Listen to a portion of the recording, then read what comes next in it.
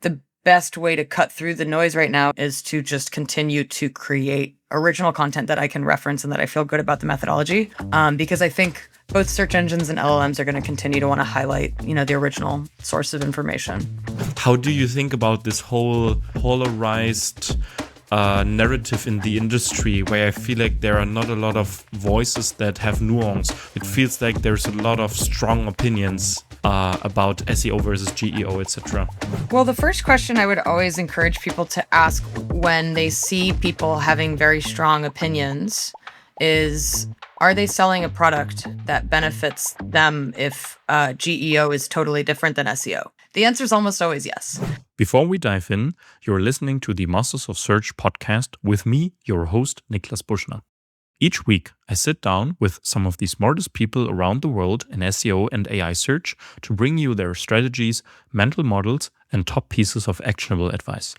If you enjoy this podcast, don't forget to like and subscribe and follow it in your favorite podcasting app or YouTube. It helps us get top-notch guests and create the best possible content for you. Let's dive into today's episode.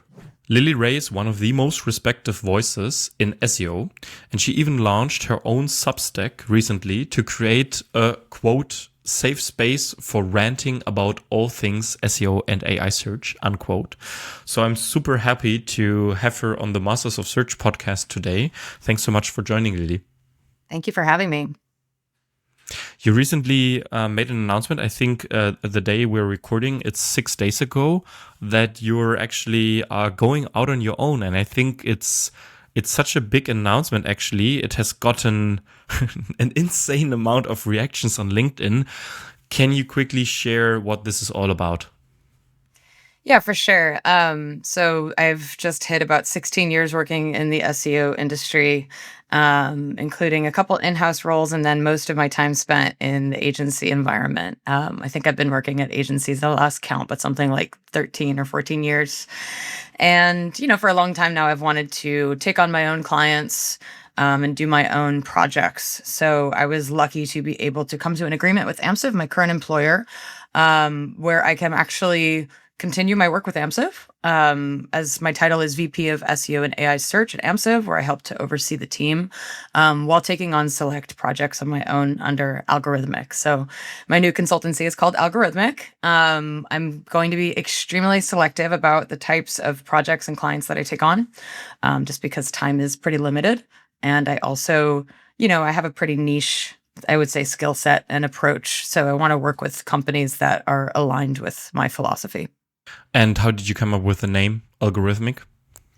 Yeah, it's actually a name that I've had in my back pocket for several years now. I wrote about it on the new website that I published. I have kind of an announcement that includes how I came up with the name, but it actually was a name that a few of my teammates several years back, we made like a joke menu for a fake restaurant or a fake deli, and called the subdomain. And it's full of SEO jokes, puns, and plays on words and people's names and things like that. And the band that played at this fake deli was called the Algorithms. So I was like, well, that's clever, because I focus on algorithm updates all the time. And I've also been a drummer since I was 6 years old and a DJ as well. So felt like a good name. So I've been holding on to it for a while, and I'm really excited that I was able to launch with it. And now with your new basically journey and the whole new chapter, can you take us through like a usual day in your life, like day of a SEO consultant, SEO AI search consultant / VP of SEO and AI search at an agency? For sure. Yeah. I mean, we're going to figure that out. It's going to be an interesting challenge that I'm very excited about, actually, because number one, my team and I talk all day, every day for years. I'm very, very closely aligned with my team and the clients that we're working with. I still have, weekly meetings with them, as well as kind of mentoring and training a lot of the people on the team. And then also thought leadership. So I'll be continuing to do, research and marketing on behalf of Amsive. But then, for select projects that I take on, again, I have part of my week allocated towards solving complex problems and helping select clients with their marketing activities. So I'm excited too that I have some new approaches and techniques up my sleeve for Algorithmic that I'm excited to test out. I have kind of like a new framework for approaching SEO and AI search that I've spent many years kind of solidifying. And I want to work with some companies to kind of put that into practice. I'm always amazed by how people like you, for example, or someone like Ethan from Graphite, how you make the time in your day to be super deep in the trenches, like also with actual SEO work or now AI search work, and then still having time to do a very interesting research. So you publish a lot of stuff either on LinkedIn or on your Substack. So how do you make it work? Like, how do you handle this? It's a good question. Constantly trying to figure that out and optimize my life and my schedule. I would say, funny enough, the first answer to this question I like to tell people is that I don't have children. That really helps. I think compared to a lot of my friends and colleagues and everything, obviously going to pick up the kids every day and things like this could definitely take up a lot of time. I do have a dog that's a little bit demanding, but no children. And I love what I do. So especially lately with AI and specifically with Claude. I'm pretty obsessed with Claude. There's so many ways to create efficiencies in your workflow now. And I'm also finding that it's really, even sometimes in the evenings, I'll dive in and create some workflows or have Claude like cowork help me with certain things. So I feel like it's an easier time than ever to start a consultancy in the sense that we have tools like, AI automations and Claude cowork and everything. Like, if I needed to go and organize files on my machine, things like this, like, it used to take forever and now it's much, much easier. So it's a combination of being really excited, not having children, and having AI to help me. It's helping speed things up a lot. We might use this as a headline. Like, if you really want to master SEO, don't get children. No, just kidding. Definitely interesting. What would you say? How important is it to you to do your own research that then also guides the work you do for clients? Extremely important. And I'm actually working on a new Substack about this. It's going to be my next one, which is about the quality of content circulating in our industry right now, and a lot of poor quality content circulating and being cited in large language models on the topics related to SEO and AI search. And I think a lot of AI generated content circulating that tends to get picked up by other AI generated content. And then there's a lot of bad information circulating right now. And I even see it with my articles too. Like I'll do some original research, and then within a week, I get a bunch of notifications for my name or just people writing about my article with like all kinds of like things that are not true or things I didn't say, or like, rewriting my article without using my name. Like there's so much of that circulating. And I feel like the best way to cut through the noise right now, even though a lot of that is quite frustrating, is to just continue to create original content that I can reference and that I feel good about the methodology. And also citing people that I know are doing that level of original research. Because I think over time, even though LLMs are not great at this right now, I think over time, both search engines and LLMs are going to continue to want to highlight, the original source of information. And how do you approach it? Because I always feel like it makes so much sense, but it's at the same time, as I read in a book, common sense does not mean common practice. So verifying claims, coming to your own conclusions makes so much sense, but it's also a lot of effort. So if you can you take us with you through maybe a recent research project you did? Like, how did you start it? How did you come up with the idea? And then how are the first steps looking like? And how do you validate like that, okay, this is really something publishable. I can go out with this, I can go public. And also because if you get cited, you also have a huge reputation to your name. So if you put something out, people will definitely care and look at it. So it's also a lot of exposure on it. And I could imagine some pressure put to it. So can you share a little bit of your thoughts and the behind the scenes with us? For sure. Yeah, I think the most important thing with all of this, and I learned this early on, is to explain your methodology in detail as much as possible. I think a lot of the times, listen, like I use third-party tools a lot of the time in my data. I might use Ahrefs data or Systrix or similar web data, and a lot of times people have issues with that data. right? And that's perfectly fair. I think a lot of these tools are not perfect. They're not getting a complete picture of what's going on. Nobody really is at this point. So I think just being very clear that this is the data that I'm using. Obviously when I analyze data or whatever, I'm doing lots of cross checks to make sure that it's accurate. But explaining that methodology is like, okay, well, if you have a problem with the data itself, it's not necessarily on me. It's something you can talk to the tool provider about. And I think at this point, we all know that we're working with directional data, right? I mean, once in a while, I can do some research with like anonymized client data, but I don't usually make that public because that's, we're not really able to do that with our clients. So yeah, I think just being clear about the methodology and being transparent about, sample size and things like this. Just have to be honest.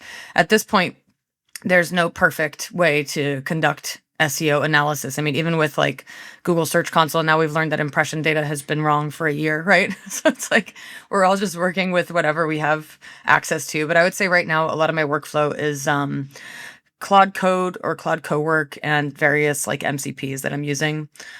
So like APIs and MCPs, so like Ahrefs and Systrix and SimilarWeb and Search Console. Data for SEO as well. You already mentioned the quality of information that is floating around and that it's, to say it politely, sometimes questionable. Do you feel like this has gotten worse now with the whole AI search, GEO, AEO industry basically growing compared to the early days of SEO? Or do you feel like it's basically just same but different, just repeating?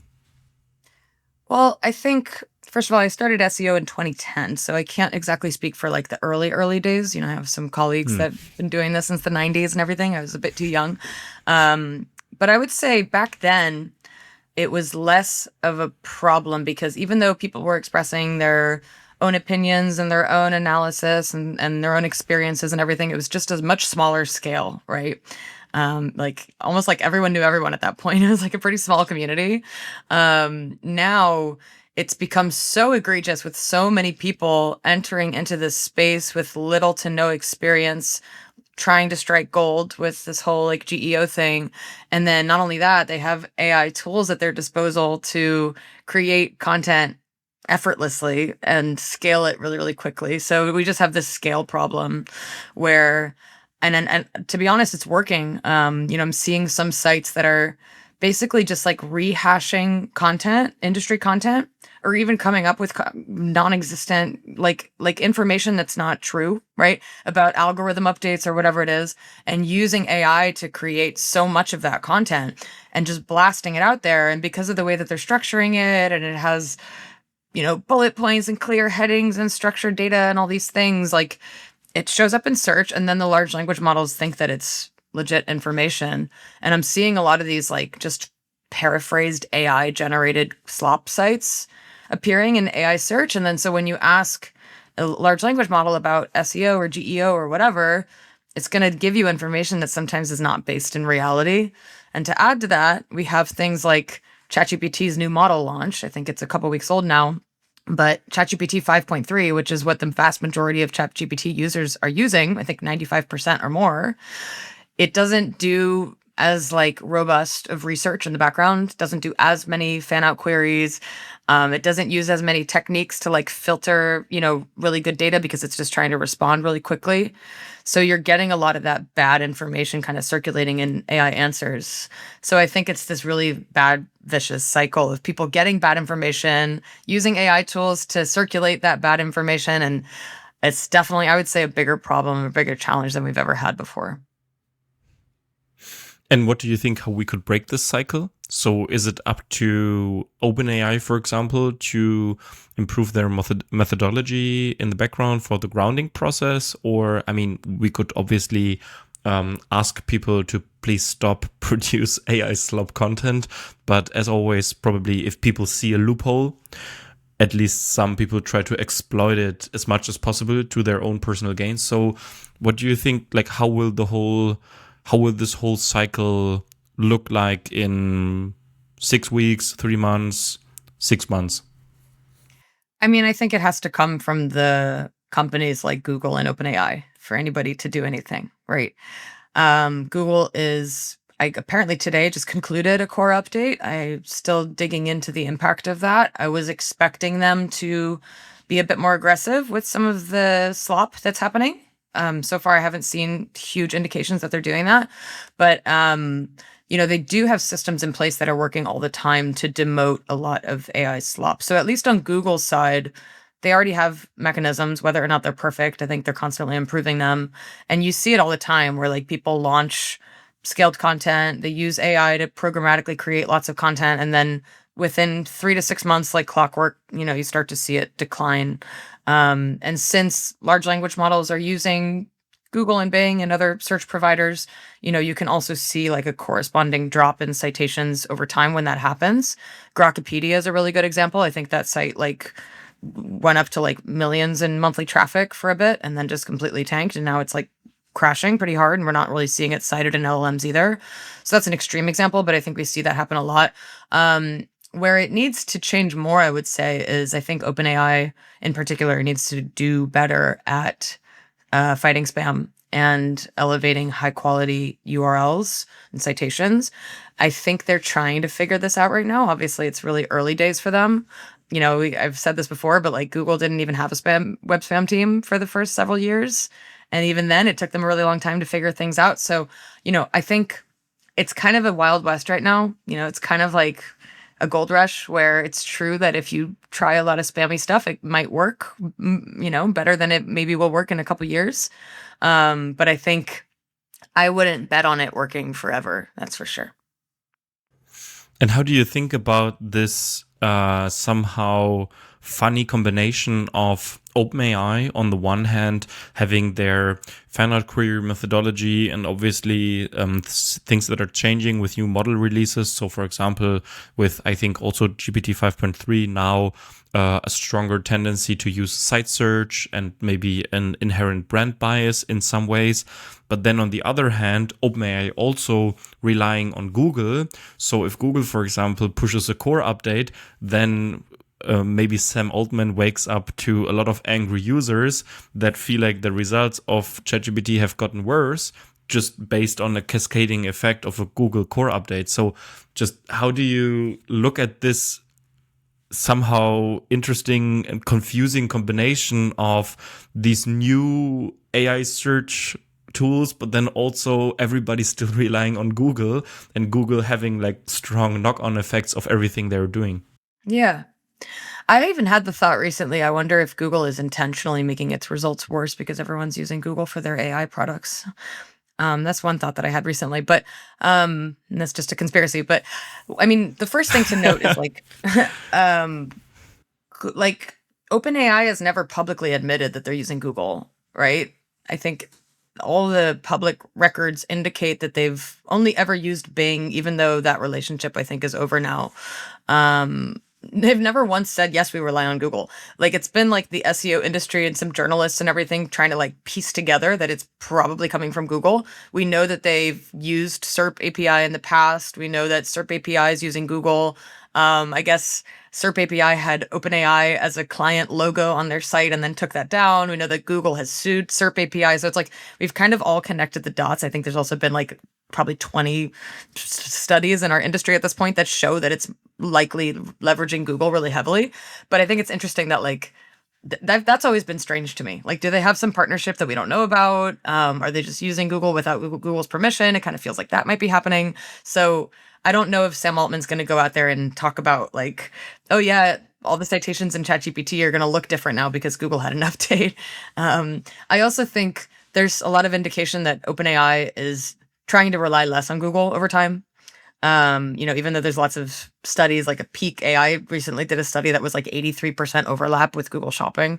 But I think we're starting to see with these new model updates, for example, like fewer fan out queries and more like caching, I think, in ChatGPT, or at least like them kind of using their own internal index. One thing I've seen with them is like if they discover a URL, even if that URL becomes like no indexed or removed or changed or something, like they can still store it. So I think what they're trying to do is use search to discover URLs, but I think they're trying to like maintain a database of their own URLs as well, just to be less reliant on external providers. So that means they're basically in the process of building their own index. Is that correct?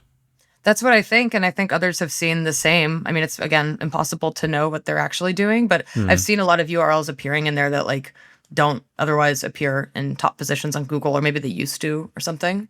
But I think the hard part for OpenAI will be, having an index is one thing.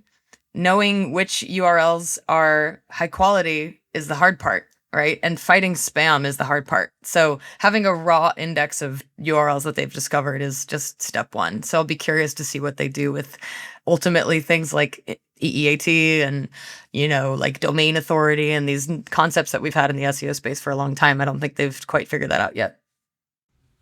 Just as you said, I constantly have this déjà vu moments when we're talking about how does OpenAI figure out which URLs to serve, etc. How do they counter spam, etc.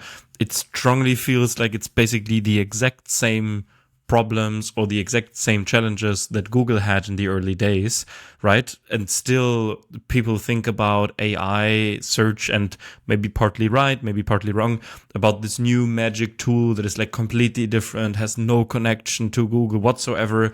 Google is basically sometimes perceived as this is what your grandma or your grandpa are using, and the cool kids are now using ChatGPT. How do you think about this whole, I feel like somehow polarized narrative in the industry, where I feel like there are not a lot of voices that have nuance? You are definitely one of those, but it feels like there's a lot of strong opinions about SEO versus GEO, etc.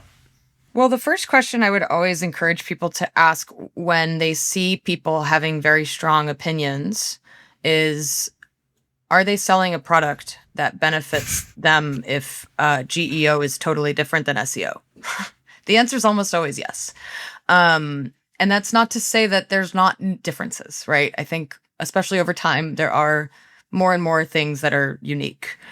And I've agreed with that since day one, where I think the problem that I had with it was this positioning SEO as something that, only your grandpa cares about, or Google's dead, or all these things. Cause it's like, number one, Google's fueling all this stuff.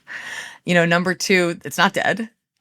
Google's doing an incredible job of somehow maintaining its users, probably by doing lots of things on Google that encourage people to click more, right? And search more. Like adding a lot of internal links within AI overviews that take you to a new search, and kind of tricky things like this.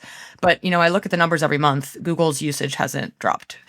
So people are using LLMs as these new tools, but they're also continuing to use Google. And I think even now, a lot of the time, you might get information from ChatGPT that you go to Google to cross-reference or look at pictures or videos or whatever. So yeah, the positioning is what I took issue with this whole time, because it's dangerous, right? And when I show up to my work at Amsive and clients have read an article about SEO being dead and they want to throw all their money into AI search, and it's like, whoa, whoa, whoa. Slow down. We need to talk about this, because that's not exactly how things work. And I think where the industry went wrong in the beginning, because I prefer being honest over taking advantage of clients, is SEO has always mattered. It matters more than it ever has. But yes, there's a lot of new considerations for AI search. There's a lot of new metrics, new reporting, new tools, new ways that people are changing their behavior. The two things are extremely important now. It's not that one is important and the other isn't. What would you say, from your point of view, are the most substantial differences between SEO and GEO, AEO, AI search? I think from like I've been saying this since day one, but like the way that the consumer searches obviously is changing. Like the search behavior is changing. The way that you can ask really long and detailed prompts is changing. The way that there's personalization in the responses and everything, that's all changing. The lack of links now, or there's much fewer citations and links in AI search answers. So like that, the whole nature of searching is changing. The thing that I've struggled with since day one are the tactics. What are the tactics that have changed? And I think from an SEO like on-site perspective, There's some new opportunities. I think a lot of people are taking advantage of like kind of exploits in the system right now. A lot of people are seeing a lot of success with listicles. A lot of people are seeing success with putting their brand in a position one in a listicle, comparing them against their competitors. There's like brand versus alternative pages, comparison pages. There's lots of these new kind of pages that do work very, very well to influence AI search. Whether or not that works for a long time, I don't think it will. But right now, it's true that that's definitely working better than ever. I also think, and this is something that I do believe in very strongly, you know, making sure that your website says things about your brand and your leadership and everything that are very, very clear. I think a lot of companies didn't necessarily have that. So, like in my conference talks, I've shared a spreadsheet that we can maybe link to in the notes of this podcast or whatever. But like, it's a Google sheet that basically allows your brand to look at a bunch of different questions to make sure that you're clearly answering that on your website, so that when LLMs ask questions about your brand, at least you can help control the narrative. And then the big answer to your question, I think, is what happens offsite. So obviously off-site SEO has always mattered a whole lot. We've always cared about backlinks and everything. I think with AI search, it's not necessarily just about backlinks. It's about how your brand is being mentioned in different places. And I think that's probably the hardest thing to influence. Let's quickly dive into the whole like listicles, alternatives, that part, which stands like for these initiatives or tactics that might work short term also extremely well, but that might not work long term. Because I think this is a very interesting thought, and I would like to know how you approach this. Like, what's your mental model for it? Because I could imagine that a client, so let's imagine I would be a client. Probably I cannot afford your services, but let's imagine it for a second. And I would say, hey, okay, Lily, I get it, but why not take advantage of it as long as we can? So, I mean, I get your point. We should do it all well, and we should do long-term strategy thinking, but still, this and this and this competitor is now ahead of us, and this doesn't feel right to me, and it's hard for me to explain it to the C-level. How would you approach it? For sure. And it's a really difficult conversation to have. I would say a couple of things. Number one, I think there's a way to do these types of approaches on a very small scale and do them what I would consider to be the right way. I even shared last week about here in the US, we have like FTC requirements for how you position yourself compared to competitors. If you are mentioning competitors on your site, or you are doing something that's considered to be an objective review of companies, if I were to say who are the best SEO experts and then put Lily Ray as number one, I need to put methodology that says, I have to let you all know that I am Lily Ray, so I have a vested interest in positioning myself number one, right? And then the article loses all credibility. But could it potentially impact AI search? Unfortunately, yes. So we are in that weird, tricky world where like sometimes you have to do things that I would consider to be slightly unethical to succeed in the current landscape. Now, the reason why I'm so cautious about this is because of my history in the space and because of my experience in the space. And I think there's some other people like me who have dealt with so many clients that have been impacted by algorithm updates and manual actions over the years that I just see the writing on the wall for this, especially since it's become so popular. And to be honest, I've already seen probably about 20 or 30 sites that have lost a ton of traction in the last 3 months that had a lot of these listicles. So I think right now, if you are going to do it, I would recommend doing it on an extremely small scale, because what I think will ultimately happen is they're going to get better and better at demoting this as a tactic. I mean, obviously Google doesn't want this to be so like gamed in its search results, and OpenAI doesn't either. So like we can assume that one day soon they're going to demote this type of approach. The question is, how far will they go? So when Google launched the helpful content update, and I talk about this all the time, but I think it's a very important SEO history. It's not just the helpful content, it's Panda, it's Penguin, it's these really big updates. They hit so many sites that didn't even know they were doing too much SEO. They were just doing what they thought were the best practices, and it was working extremely well.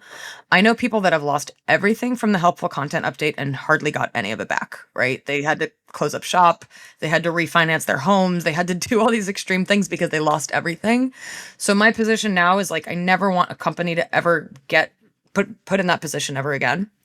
So scaling these types of articles right now, I would consider it very high risk. just because it's working now doesn't mean it'll work in 3 months. It also could really, really negatively impact your site. And I can share many examples of that happening. And do you also see other tactics that basically fall into the same bucket? So potential short-term gain right now and potential long-term harm? I think it's tricky because the big wild card that we don't really know the answer to right now is Google going to continue to behave the way that it used to behave when there wasn't AI overviews.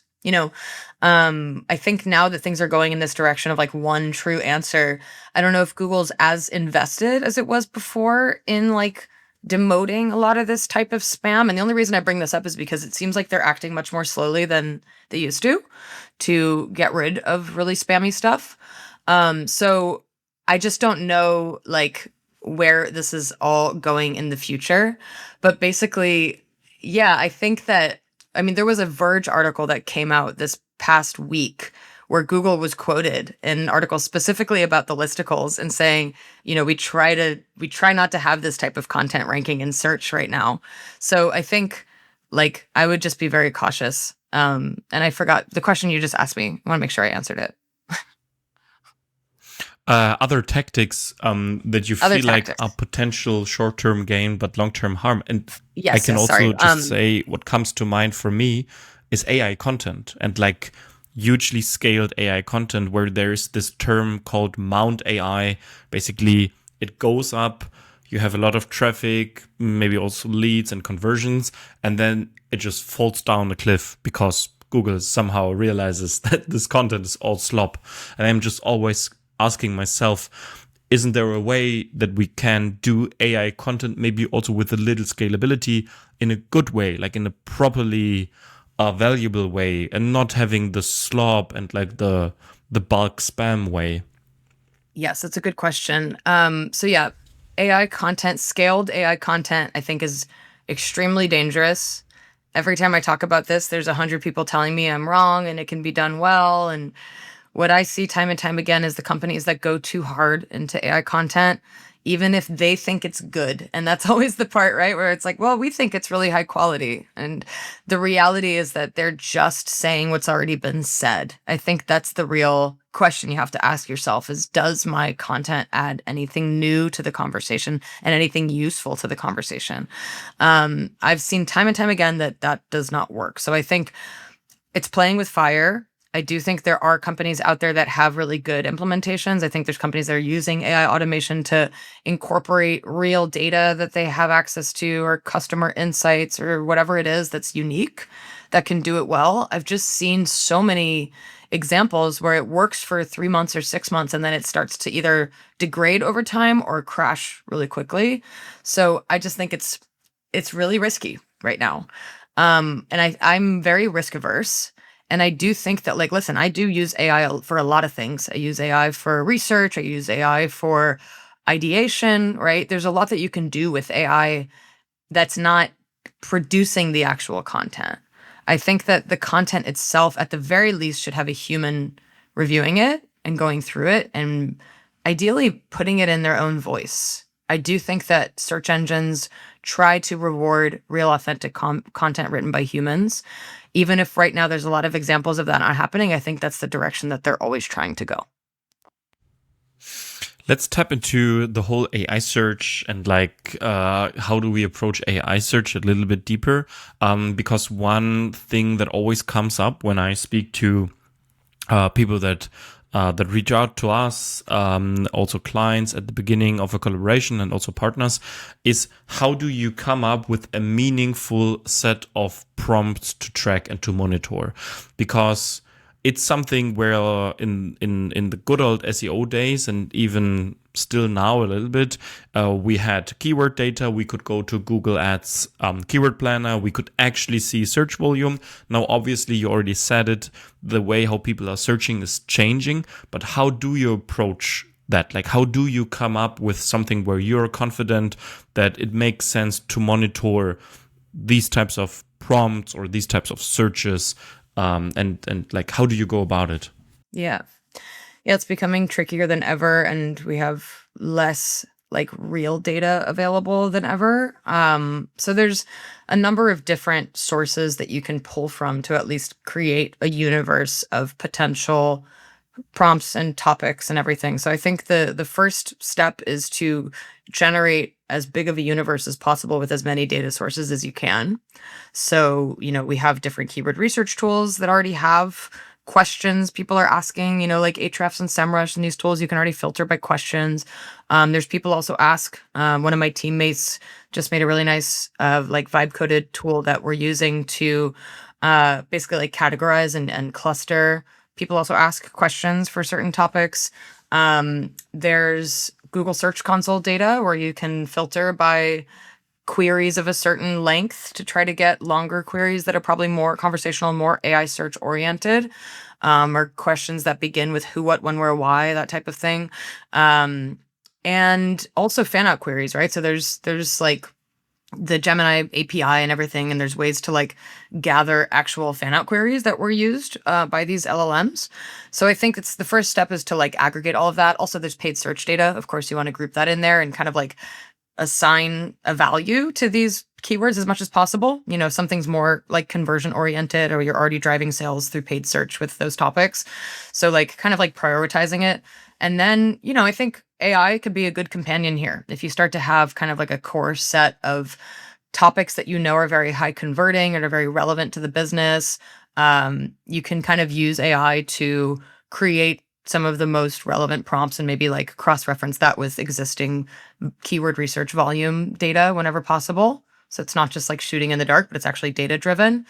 But yeah, it's there's a lot of people coming up with a lot of creative approaches for this, and I don't think there's one right answer, but that would largely be the process that I would follow. And how important is AI search monitoring data in whatever shape or form, either brand visibility, or mentions, share of voice, citation rate? How important is that already for you in like guiding a strategy, or also the actional the work or the action items you take away from it?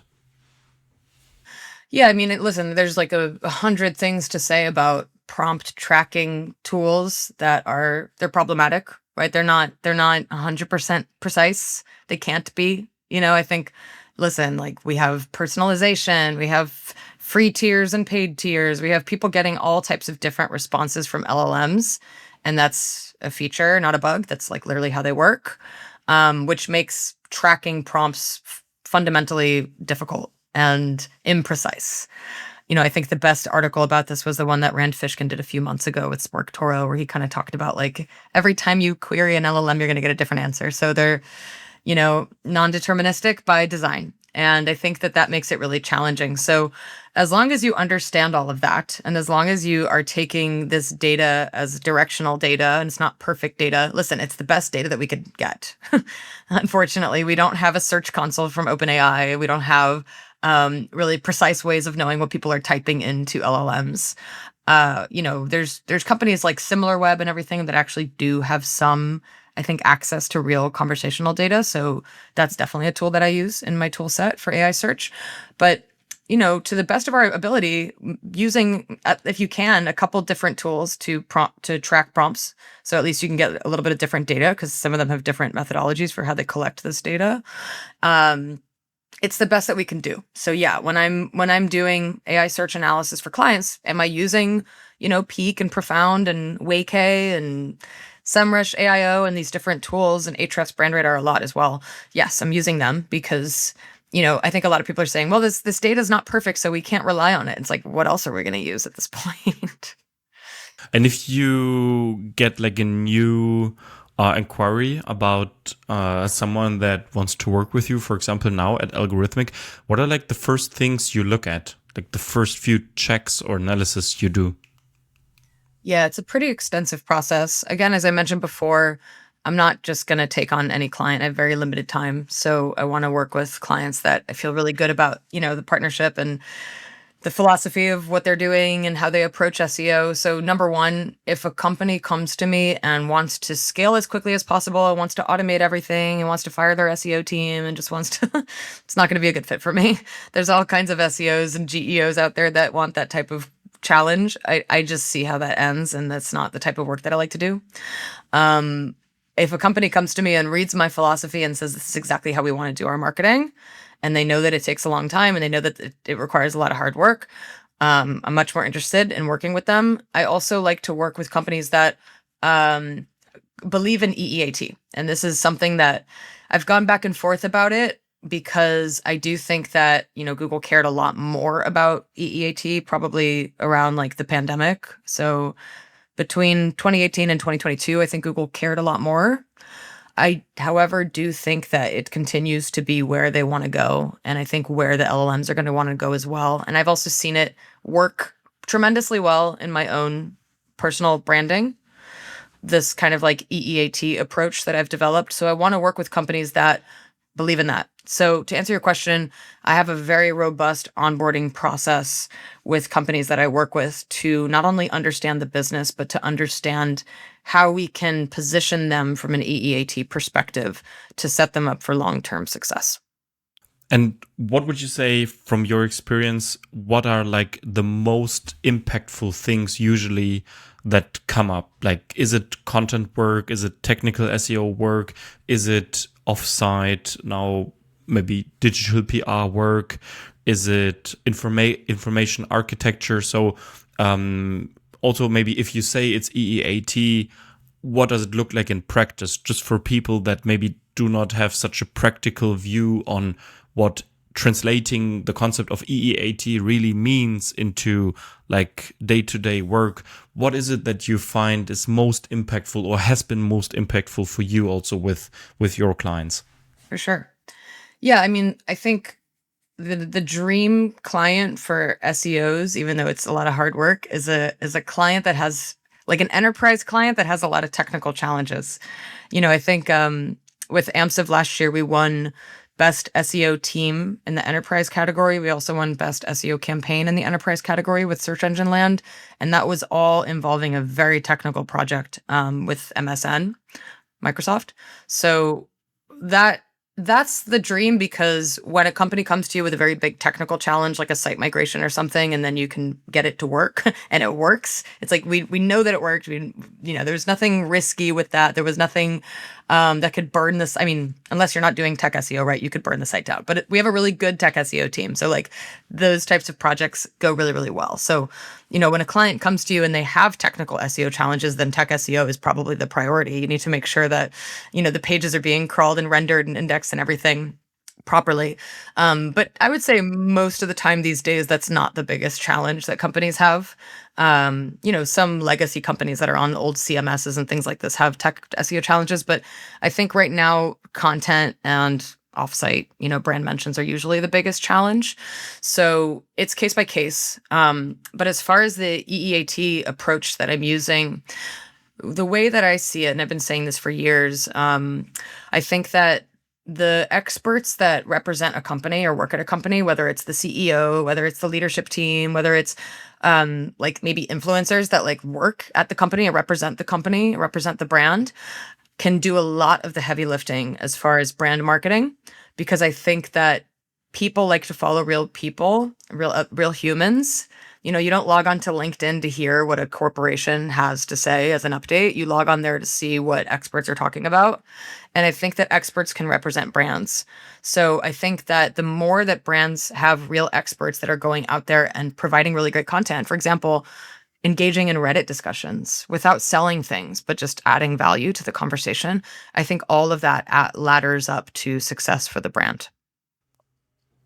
And would you say that this whole, like, basically that there's similarity in your thinking about EEAT and how a company should approach it, and then at the same time, the fact that, for example, ChatGPT, but also AI search in general, has this strong bias towards platforms that surface real user discussions, like, as you mentioned, Reddit, but then also something that I noticed recently, that LinkedIn posts are used more and more, so more and more indexed by Google or surfaced more. And then something else I noticed that Steve Toth from Notebook Agency made me aware of, Facebook groups, that suddenly Facebook groups are now being indexed more and more, and then also at the same time used as citations. So do you feel like it's just like that we're moving beyond like corporate content that has gone through five hands from like SEO team to PR team to legal team, so that it's more authentic and more like human expert led? Yeah, I think that the reality of the situation is, number one, search engines and now LLMs have been so spammed so heavily. Whether or not a lot of SEO folks believe that what they're doing is spam, they see it as spam. I think that they've had to rely a lot more on the Reddits and the LinkedIns and the Facebook groups, because that's where real humans presumably are still having conversations. And I think that real humans tend to provide answers in many cases that have the first E in EEAT, which is experience. Google is very interested in firsthand experience because users like to read firsthand experience. So the irony of the Reddit situation right now, and I think the same thing that's happening with LinkedIn groups or LinkedIn and Facebook groups, is the reason why those sites are so heavily cited and are preferred by the Googles of the world is because they have this authentic human conversation that their users like to read, right? But now we have like this new influx of marketers trying to influence the conversations happening. I mean, the idea of going into a Facebook group and trying to sell something is so funny to me, because it's like there's nothing left where humans can just have conversations, right? It's like Discord or like these WhatsApp or these private groups are the only place left, even though marketers are already trying to infiltrate WhatsApp and probably Discord, right? But it's like the whole point is like these are supposed to be sacred private spaces for humans to have conversations without brands going in there and selling something.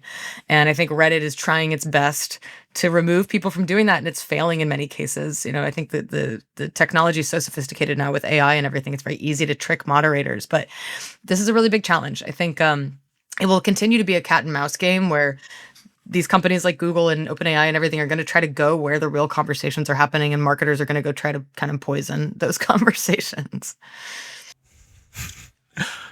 Okay, that's it's a semi-optimistic outlook for the future, but yeah, I would agree. That's definitely cat and mouse game. Something I wanted to also get your opinion on is the whole organic versus ads part in AI search. So ChatGPT has introduced ads, obviously very limited scale as far as I know yet. Then Google is obviously actively working on monetization in AI overviews and AI search. I feel like the cool part of AI search was that it was purely organic, basically, up until this point now. So how do you see the future for it? Because if we look at the classic 10 blue links from like 2-3 years ago, we had over time an increasing presence of Google ads, where also a lot of SEOs got frustrated over time that especially like money keywords, very commercial searches, there was a big chunk of traffic that was basically taken away by the ads. So how do you see the future for that in the AI search interfaces? Yeah, I think it's probably the biggest challenge that these companies are grappling with right now. Obviously, you know, they need to make money. They need to continue to make money, and the way they generally make money is through ads, especially Google. So I think that's one part of the conversation that I think is it'll be very interesting to watch, especially as far as what Google does, right? Because, you know, with AI overviews and with AI mode and with Gemini, the name of the game, like you said, is that it's so frictionless because there are no ads, or there's very few ads right now. Of course, they started to roll out ads, but they're pretty limited still.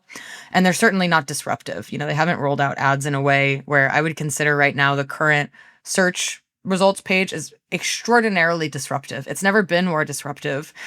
You know, if people like me accidentally click on ads, that's when you know that they've designed the search results in a way to try to trick people into clicking on ads, right? And to me, that's extremely disruptive and deceptive and highly annoying. But it's interesting to me that Google's landed in this place in 2026 where sponsored results have never been bigger. They take up half of the page. And presumably we're going to move towards AI mode, where right now there's very few ads and certainly does not disrupt the experience. So it's like, how are they going to make as much revenue as they're making with the current search results with something like AI mode where there's almost no ads, right? It's like at the bottom of the page. How are they going to manage that? So I think that'll be interesting to pay attention to. I think they probably have to land on some version of AI mode or web guide or whatever it is that's a mix of organic results with ads and AI features, because they would lose all their revenue if they switched to the current version of AI mode for all users. So keeping a close eye on that. With ChatGPT, I mean, I thought it was not the best move for them. I understand why they had to do it, but it, for me, and I think for many others, kind of called into question a bit of the user experience when you're trying to have this like, personal conversation about your life or whatever it is people are using ChatGPT for. And then there's like an ad for something at the bottom. It's not a great experience, but I understand why they had to do it. I did love Claude's Super Bowl ad where they're like, we'll never do this. I think that was a smart move. I think there's probably better ways to monetize AI than what I think OpenAI is currently doing.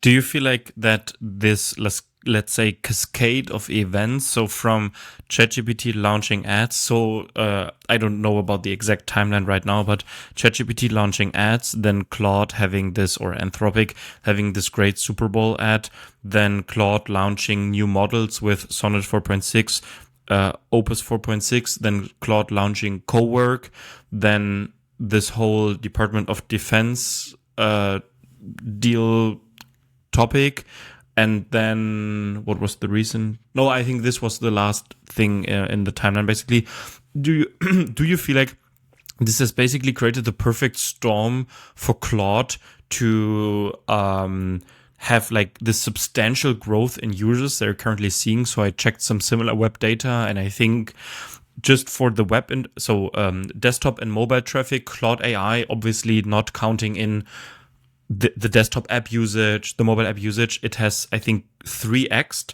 over the last 3 months, so from January to March. Do you feel like this is something that basically has been the inception moment for Claude, for also consumer usage, for like the general public, so to say, from this rather professional background they were in before? Yeah. Yeah, I've seen the same. I'm working on a new presentation that has that same similar web data, and Claude is exploding as expected in the last few months.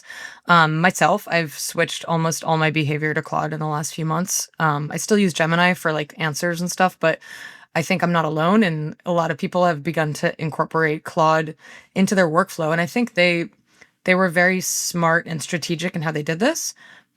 I think that a lot of LLMs, excuse me, a lot of LLMs, or like a lot of LLM usage, I think is questionable in terms of like how people are using it and the types of answers that they're getting. And I think that over time, especially with ChatGPT, there's a lot of people sharing. I've seen a lot of viral videos this week and things where people are like very concerned about the answers that they're getting. And I think one thing that I've always really respected about Claude compared to the others is it feels like there's a lot more guardrails in place to say what it can and can't do. And it also feels like Anthropic has really started to focus obviously on like enterprise, but also just on co-working and code, right? So I think co-work and code are arguably like really, really new ways to improve your workflow. And I think they're kind of niching down into that. I think more and more people are finding use for the tools for that purpose. Whereas trying to be the AI that does everything or answers all the questions, ChatGPT keeps getting into trouble, right? Because they have all these lawsuits for like psychosis and suicides and all these things where it's like, maybe this isn't the best way to use quote unquote AI or like language models for being your personal therapist and being all these things. But like, maybe the best thing with large language models and agents and everything so far is the coworks and the Claudes and the coding and everything like that. So I think Anthropic was very smart to like kind of niche down into that. And now I think we're seeing the Googles and even OpenAI and everything are trying to invest a lot more into those products. But I think we'll see where things go. But personally, I think Claude has done a better job of managing a lot of these these challenges and trying to have like, the Bill of Rights and kind of this like mission for how to use AI more safely than its competitors. Yeah, I think they have this AI constitution or something with constitution. I don't know 100%, but yeah, very interesting perspective. Wrapping up the conversation a little bit here, we already talked about Google a lot, and obviously Google is still maybe to the surprise of some GEO gurus, self-proclaimed GEO gurus, is still like super important for the whole space. I'd like to get your take on the different Google interfaces, because if we're talking about Google right now, 2026, we have basically classic Google search, so to say, with or without AI overviews. We have AI mode, and then we have Gemini. Maybe we also have Discover, like the Google app.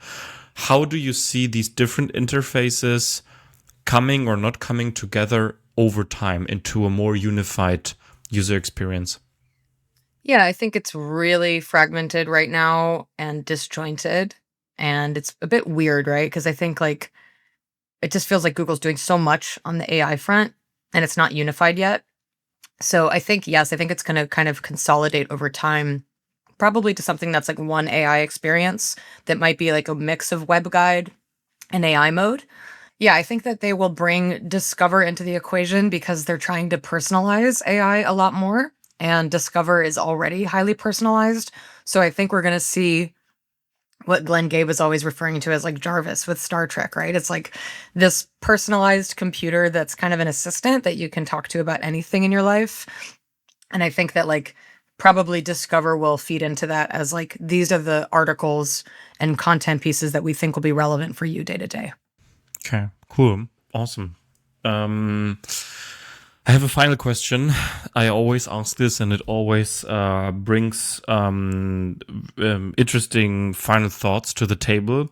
So it is, what didn't we talk about that we should have talked about? So what did I miss as the host of this podcast?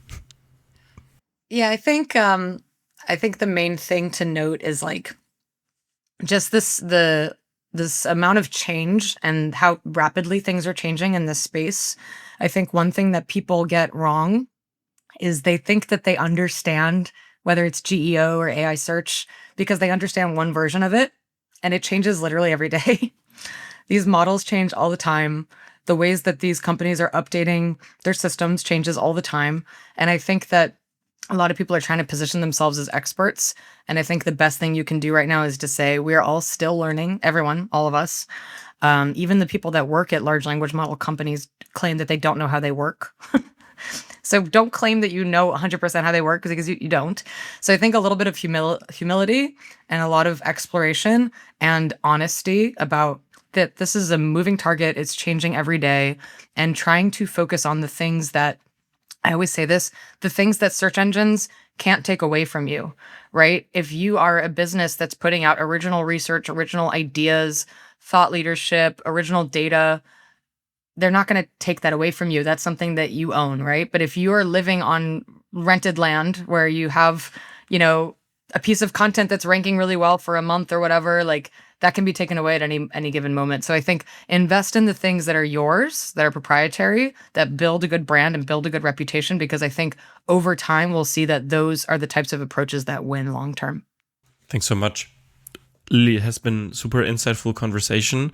Thanks so much for taking the time in your busy schedule. It's highly appreciated by me and also by all listeners and viewers.